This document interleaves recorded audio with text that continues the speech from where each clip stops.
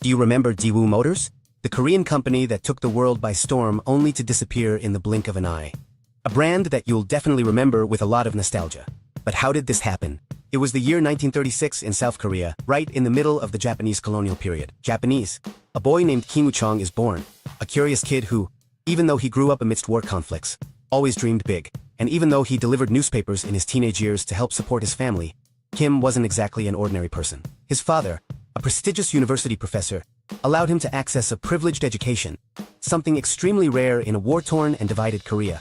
After graduating with a degree in economics from the prestigious Yonsei University, Kim Woo-jun quickly immersed himself in the business world, working for a textile company. There he learned everything he could about international trade, business strategies, and, above all, how to grow rapidly. His ambition was unstoppable, and in the midst of the 1960s, while South Korea was desperately trying to escape poverty, Kim was already dreaming of a global empire. It was then that in 1967, with just 5 employees and less than $10,000 at the time, Kim founded Daewoo Industrial, which in Korean literally means the great universe. And so, from a modest office in Seoul, the company started by manufacturing textiles for export.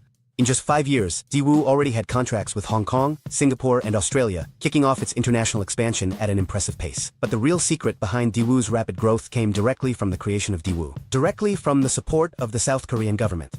During those years, the country was obsessed with becoming a global economic powerhouse. To achieve this, he created a model known as chaebols, large family conglomerates that receive cheap credit, tax exemptions, and, above all, state protection in exchange for boosting the country's economy. Daewoo made the most of these advantages, and in less than a decade, it quickly diversified. It went from textiles to shipbuilding, electronics, armaments, and finally the automotive sector. Here comes the interesting part. Kim Woo-jun had a very particular tactic. He bought struggling companies, restructured them, and made them successful. With this method, in 1982 he acquired CN Motors, a struggling automotive company that he soon renamed Daewoo Motors.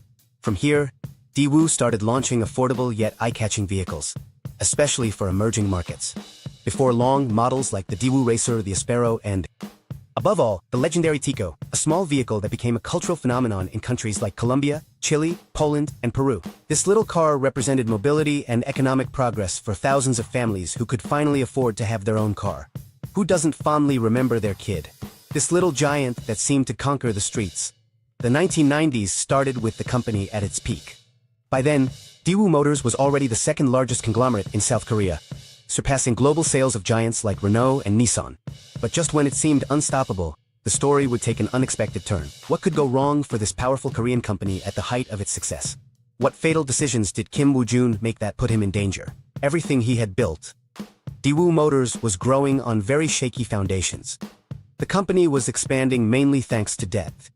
He was taking out huge bank loans with preferential terms that the South Korean government had granted for decades to the famous family conglomerates, the chaebols.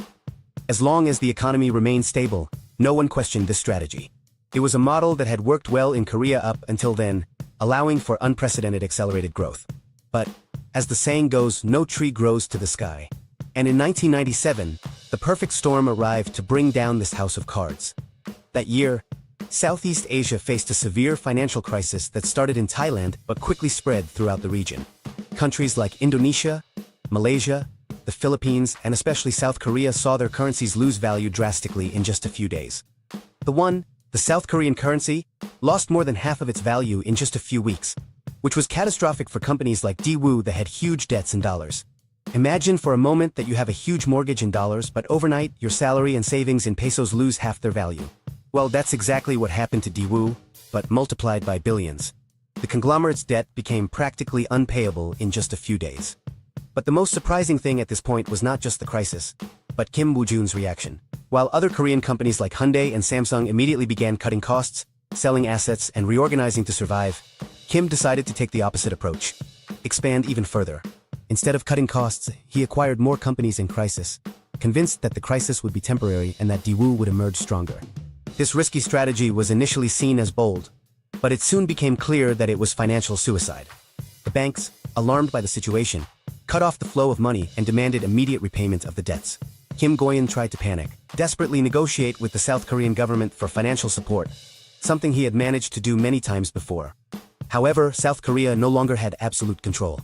Now the IMF, which had intervened to rescue the country's economy, was demanding strict reforms and prohibited any new bailouts for the big conglomerates. And here, the unthinkable happened. In August 1999, the South Korean government formally ordered the dismantling of Daewoo, the second largest company in the country.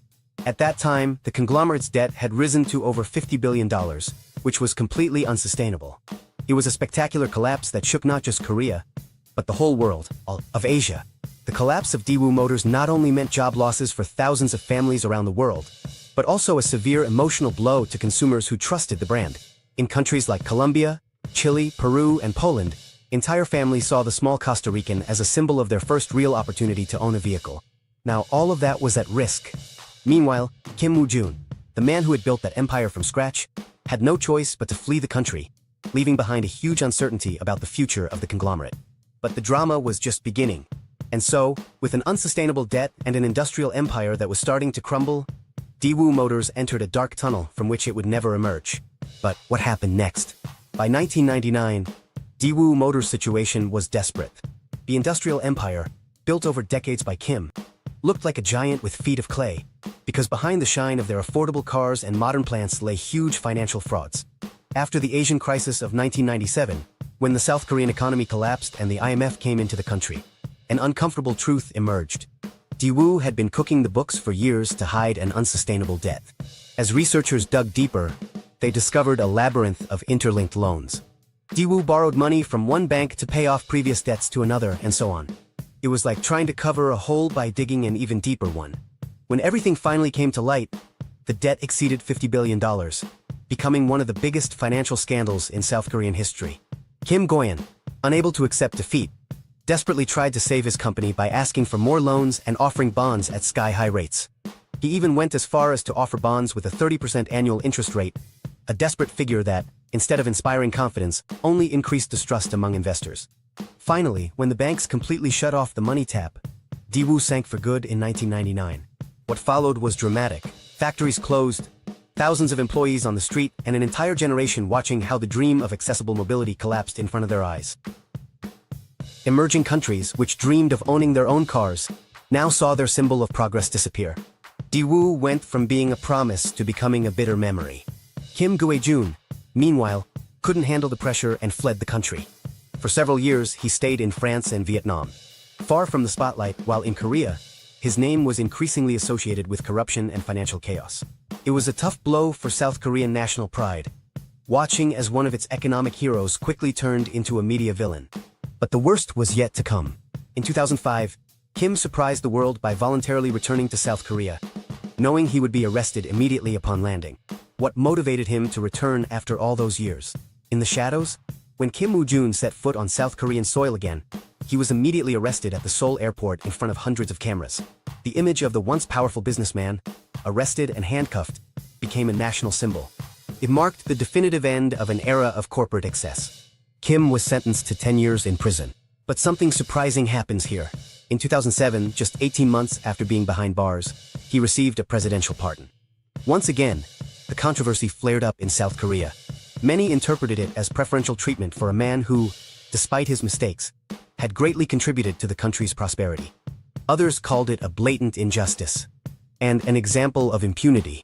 But although Daewoo Motors officially ceased to exist, the story did not end there. When Daewoo Motors officially collapsed in 1999, its factories and assets were quickly put up for sale. It was like watching an airplane being dismantled mid-flight. Each piece of the conglomerate was sold off separately to the highest bidder. General Motors, seizing the opportunity, bought the automotive division in 2002, transforming it into what we now know as GM Korea. Do you remember the beloved Daewoo Tico? This small car is famous in countries like Colombia, Chile, and Peru. It stopped being produced in 2001, but its essence continued in later models like the Chevrolet Spark and the Aveo, both made by General Motors in what used to be Daewoo's factories. It's funny how, even though Daewoo disappeared, its spirit still lives on in these vehicles that still roam the streets, carrying families, stories, and memories on board.